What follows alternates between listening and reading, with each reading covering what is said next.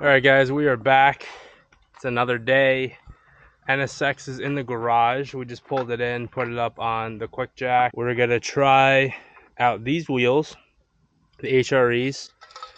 People are saying that they like the Titans better, the ones that are on there right now. But honestly, I hate black on black. So we're gonna try out these HREs. Hopefully they hold air. I mean, the tires these are only a couple years old. The backs are like 6 years old. And then the other thing we're gonna do is look over everything mechanically with the turbo kit, because we want to let the tuner know as much information as possible before he starts retuning the car. The injectors, we're told, are 720 cc's. We need at least 1050 from Injector Dynamics so that we can get in the 600s at the wheels. On E85, I need to check out the wastegate spring size, because right now I think the car is running pretty low boost, so it might not have a super stiff spring in there. So we want to probably get at least a 12 to 14 pound spring. So wastegate pressure would be 12 to 14 minimum, and then we can double that with the electronic boost controller. So that would get us in the mid 20s, which I think is probably perfect. So we got the quick jack underneath the car.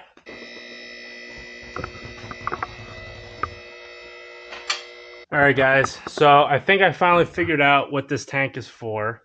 I haven't looked underneath the car yet, but I believe this is for the water to air intercooler.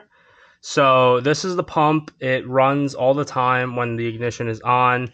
I unplugged it for now because I'm working on it. I thought this was the meth injection because that's what it's like in the 911. Same tank setup and everything. But once I popped this cap off for the first time, I noticed that it was like kind of murky, just water. And this whole cap was rusted out.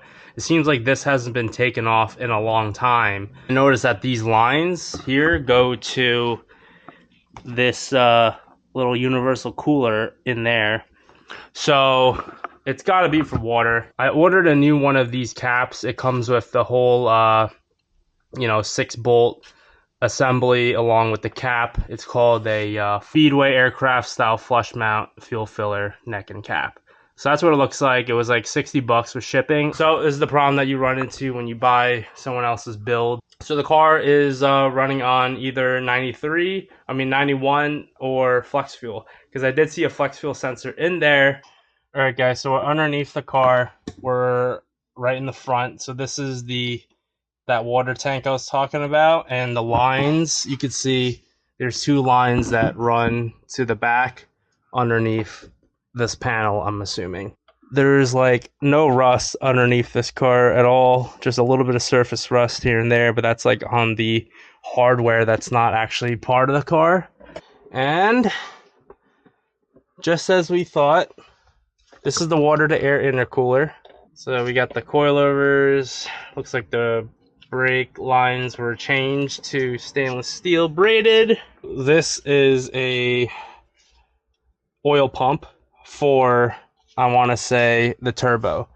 So as you can see here, it's because the turbo, the oil drain right here, this is the turbo, and it drains the oil into this like can here, and then it goes into this line, feeds into the pump, so you can see in and then out, and then it pumps it out into, it leads all the way over here.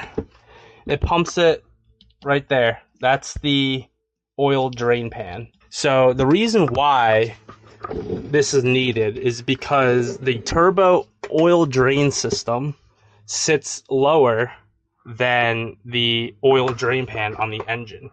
So gravity works against the oil. So if we didn't have this pump, the oil would literally not be able to drain into the pan because this is below the pan. The turbo setup, it's got the exhaust manifold here. It does look like an aftermarket exhaust manifold. I cannot tell you what brand it is. And that's the front of the engine. And then over here, another exhaust manifold from the back of the engine. And it flows both form a Y into the turbo. And the exhaust is right here. It's a Magnaflow muffler. Goes straight out the back. Wastegate right here. So this slows down the spool of the turbo based off of the boost controller. So here we can see the Garrett plate that's welded in. We got the part number 841691-5001S. This does not look like a T4. The T4, this is usually a little bit wider. The oil filter looks pretty new. OEM Honda. I think they just did that before they sold the car. No leaks down here that I'm noticing. So that's really good. Like usually when there's a leak, you notice that there's like oil residue splattered all over the place. But under here is actually pretty dry. So that's great. The serpentine belt here, Mitsubishi. It doesn't look brand new, but it looks fairly new. Like it's all the lettering is still on it. It's not like faded out. Did not know the gas tank has a drain plug. So that's pretty cool. If you need to service it, you can drain the gas tank pretty easily. If you want to change like the fuel pump or something. I'm looking for an oxygen sensor. So this one, there's an oxygen sensor right here, but it's like, it's not attached to anything. It's just a wire that looks like it's been cut off. Huh. Weird. So that could be one reason why this car is running so poorly, is because there's no O2 sensor. I don't know if this motor mount needs to be changed at some point. It's looking kind of worn out. We're going to take these wheels off and we're going to try out the HREs, see how they look. Since these wheels look like they're pretty new and they're satin black, I just put some electrical tape around my socket so that it doesn't scrape the inside of the lug nut hole. So it looks like there's good brake life left. The rotors itself seem pretty good. The scoring is not that bad. There are some cracks around the holes on the drilled section, but there's definitely plenty of life. Circuit Master RA DPH14-1CBC2, and they ride really good. So, and there's adjustable dampening up here in case we want to play around with that. I think we have to use, oh no, you just turn it like that. So we got the Willwood perfectly in between that spoke. HRE, nice drilled rotors. Here's the HRE wheel, and I was looking inside the barrel to see if I can find any wheel specs, but I couldn't. Now I'm looking at the parking brake situation. This is what the parking brake is. It's like an extra part of the caliper. Well, it's a separate piece from the caliper, and from what I can see, this is just disconnected. It's supposed to work. Something in here is loose. I think when you pull this, it's supposed to compress this lever right here, which then activates the parking brake. So there's definitely a parking brake. It's there. It just has to be fixed. I think this looks really good. I love these wheels, even though some are saying that they'd rather have the Titans over there. I also just realized Titan wheels, they're designed in California and they're made in China. HREs designed and built in the United States, and that's why HREs cost, like for multi-piece wheels, are now like $2,000 to $3,000 a pop. So that's insane. I wonder how much these costed back in 05. Probably like $3,000. Insane.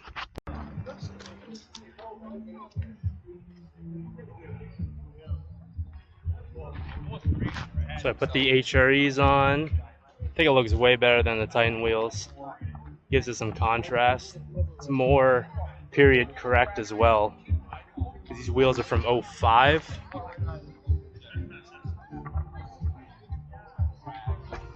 Looks so good. This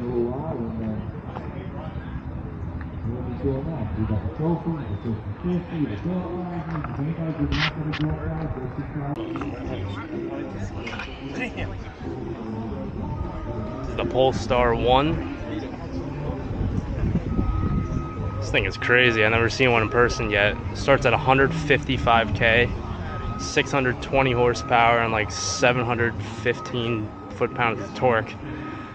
2.0 hybrid, supercharged and turbocharged. That's crazy. OEM matte finish.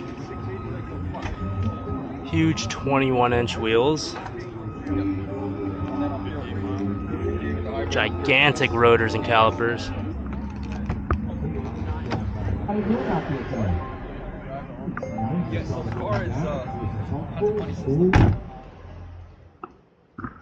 All right, guys, good morning. It is Sunday, so we are heading to Hayfields Market for the Cars and Coffee. But first, we're meeting up with the gang at King Cone. So like I said, this is a complete surprise. None of them know about the NSX yet. So today will be the big reveal. We are a minute away from the meetup spot. We got Leo. We got Kristen.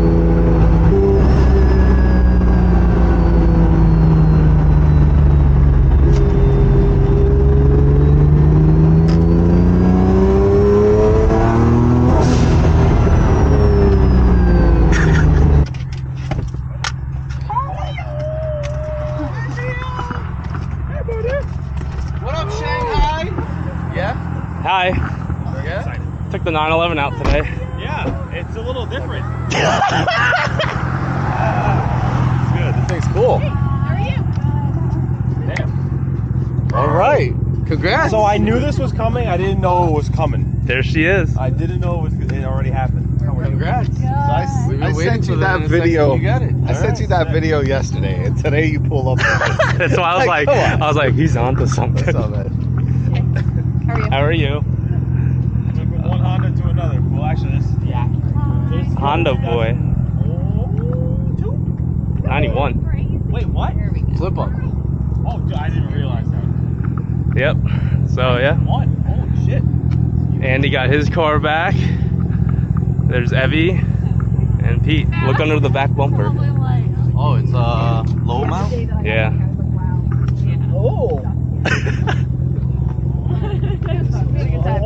Oh, okay. This looks very much like fun. Oh, yeah, like a custom. I was like, yeah, Rule, I know Andy's coming tomorrow. Don't say anything. But yeah. He wasn't even there, actually. Oh, he wasn't there? No, he had a flight lesson. Oh. So I'm gonna drop it off on the 15th. All right, we are heading out to the Hayfields.